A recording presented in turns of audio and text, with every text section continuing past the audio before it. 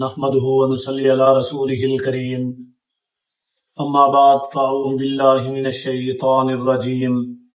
بسم الله الرحمن الرحيم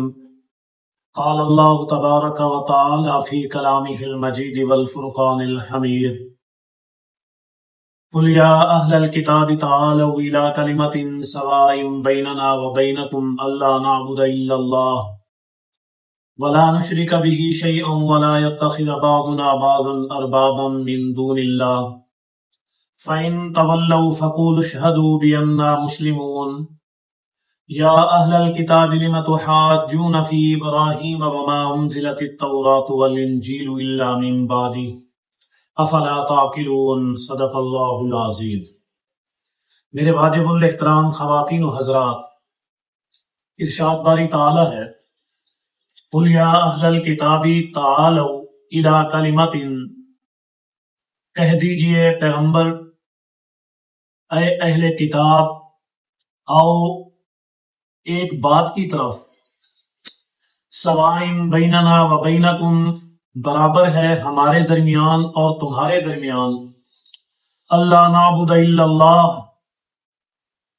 نہ عبادت کریں سوائے اللہ کے، ولا نشرک بہ شیئا، اور نہ ہی ہم شرک کریں اللہ تعالی کے ساتھ ذرہ برابر بھی، ولا يتخذ بعضنا بعضا اربابا من دون اللہ، اور نہ بنائے ہمارا بعض اللہ کے علاوہ کسی کو کارساز۔ اس آیت کے اندر اللہ رب العالمین حضور علیہ الصلوۃ والسلام سے یہ فرما رہے ہیں کہ آپ اہل کتاب سے، یہودیوں، عیسائیوں اور صائبین وغیرہ جو اللہ کی کتاب کے ہونے کا دعویٰ کرتے ہیں، ماننے کا دعویٰ کرتے ہیں، انہیں یہ دعوت دے اور کہہ دیجئے اگر وہ کسی اور معاملے پر، مباحلے پر نہیں آ رہے جو اس وقت موجود ہے، یا مطلقاً کوئی بھی اہل کتاب ہے، تو انہیں کہیں آؤ ایک بات پر اتفاق کر لیتے ہیں، اس پہ اتحاد کر لیتے ہیں، اس بات پر ہم دونوں اکٹھے ہو جاتے ہیں، اور یہ بات برابر ہے تمہارے اور ہمارے درمیان، یعنی تم بھی اسے مانتے ہو، ہم بھی اسے مانتے ہیں، جن چیزوں کو مانا جاتا ہے ان پر اتفاق کر لیتے ہیں، جو دونوں کے درمیان میں متفق چیزیں ہیں ان چیزوں پر اتفاق کرتے ہیں۔ ان میں سے ایک چیز تو یہ ہے کہ ہم اللہ کے سوا کسی کی عبادت نہیں کریں گے۔ آپ بھی یہ مانتے ہو کہ اللہ کے سوا کوئی عبادت کے لائق نہیں،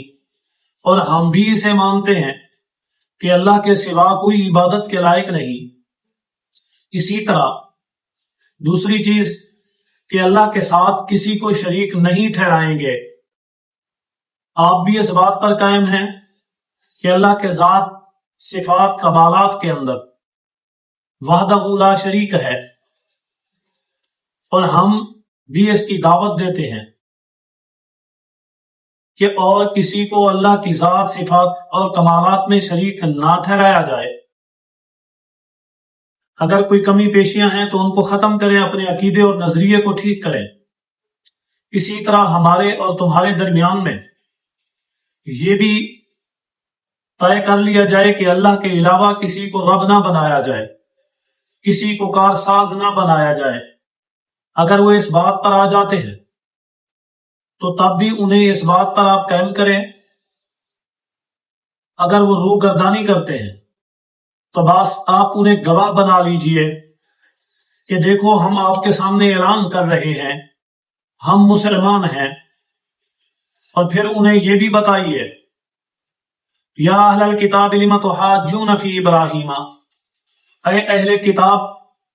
تم مجادلہ کرتے ہو، جھگڑا کرتے ہو، بحث مباحثہ کرتے ہو ابراہیم علیہ السلام کے بارے میں کہ ہم انہی کے راستے پر ہیں۔ اگر آپ دیکھا جائے تو اس وقت جب ابراہیم علیہ السلام دنیا میں تھے، نہ ہی وما انزلت التورات تورات بھی نازل نہیں ہوئی تھی، والانجیل اور انجیل بھی نازل نہیں ہوئی تھی، الا من بعد مگر اس کے بعد، افلا تاقلون کیا تم عقل نہیں رکھتے؟ یعنی ایک کتاب آئی ہی نہیں، اس کے احکام مسائل آئے ہی نہیں، اس کا نفاذ ہوا بھی نہیں، اور آپ یہ کہہ رہے ہیں کہ یہ ابراہیم علیہ الصلوۃ والسلام نے کہا، یا ابراہیم علیہ الصلوۃ والسلام کی یہ تعلیمات ہیں، حالانکہ ابراہیم علیہ الصلوۃ والسلام اس سے پہلے دنیا سے چلے گئے۔ یاد رکھیں کہ ابراہیم علیہ الصلوۃ والسلام حضور علیہ الصلوۃ والسلام کے بعد